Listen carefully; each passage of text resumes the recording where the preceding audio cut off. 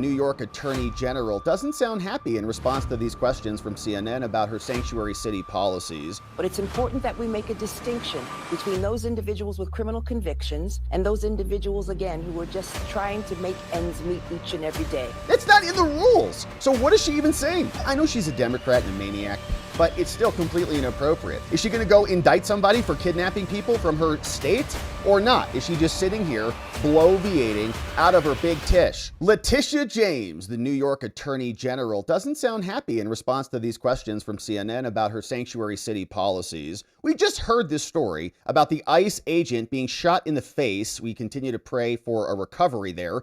And she's asked about what's happening. There are illegal aliens in our country who are running around committing crimes. And she's going to do this bizarre thing where she continues to bifurcate this out into civilian offenses and civilian enforcement and say that in those manners, in those cases, we're not going to cooperate anymore with federal officials. Tom Homan is reacting to a lot of the immigration criticism, including the criticism from Hunter Biden. And we also saw that in Congress, they're telling us that there were something like 65,000 calls from kids who were complaining about their sponsors that just didn't get answered, right? And this is the type of behavior that Tishy and New York and these sanctuary cities are all endorsing. And listening to this clip, you can even hear how the CNN anchor is kind of like stuttering her way through this. Like I have to ask you kind of a hard question here because it's so ridiculous, and doesn't even want to get it out until she does. Here's what went down. Voters make a distinction, a lot of them, and the polls show it, between undocumented immigrants without criminal records, people you're talking about, and those who have them, right?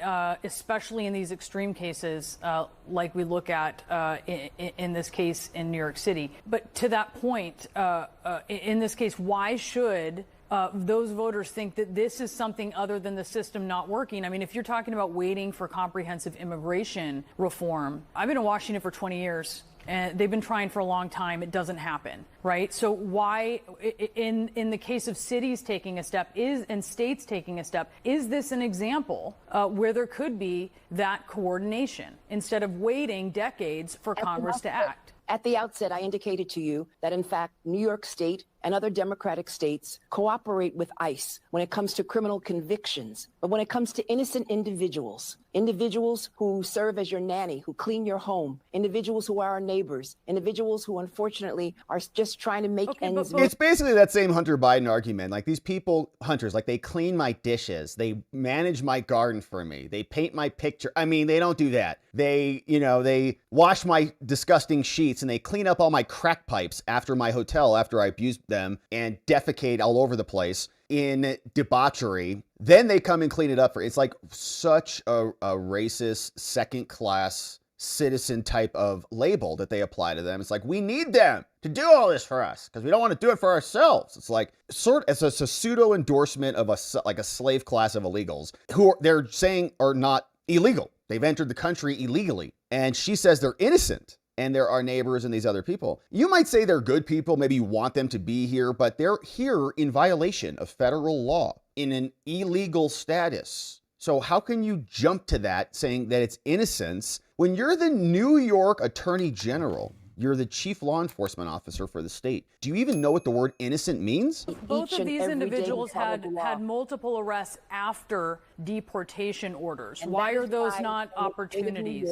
And that is why in the state of New York, when it comes to individuals, as you indicated, individuals with criminal convictions, then we cooperate with ICE. But it's important that we make a distinction between those individuals with criminal convictions and those individuals, again, who are just trying to make ends meet each and every day. That's not a law. That's not the law, okay? It doesn't say, well, if you're just, okay, it's illegal to come into our country illegally unless you're just here trying to make ends meet in America and you clean dishes and you do gardening and you clean Hunter Biden's crackhead debauchery up and Tish likes you and you're in New York and you vote Democrat. It's not in the rules. So what is she even saying? And the vast majority of individuals who are being secreted and kidnapped at night are individuals. Kidnapping is look, she's not a political pundit, okay? I can get up here and talk loose with my language mostly, and, we can have fun with it because that's what we do. She is the New York State Attorney General. She's the highest law enforcement person in the whole state, and she's accusing ICE of kidnapping people.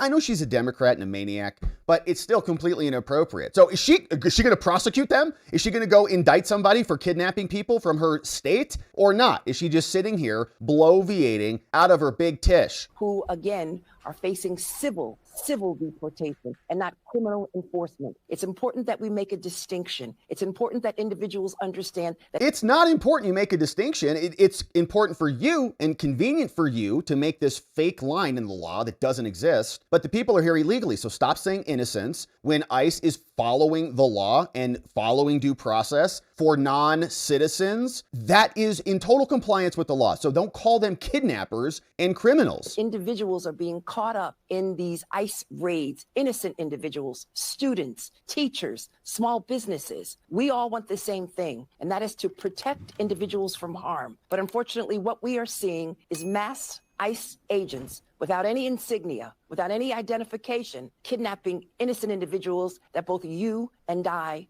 know. Okay, so she is not happy in this clip, man. You can see it in her face, and she's doing that eye flutter protection thing a lot. And I know there's probably a delay in the camera, but she's just, covering. It's like, and the anchor is going, "What are you doing? These guys I'm asking you about were convicted criminals." And she said, and then she doesn't even address that. She still goes on to her fake distinction. Okay, but the people I'm asking you about would qualify. So why weren't you cooperating with them? And they're just having a tough time with this. Now, that's pretty serious stuff. Like, she's accusing federal agents of kidnapping and she's not charging them. So is she obstructing the law? Like, this is a real point of contention now, because you've got the supremacy clause, the federal government now being accused by a state of committing crimes against that state. Or is it just tishy talk and that's all that comes out of her mouth? It's meaningless.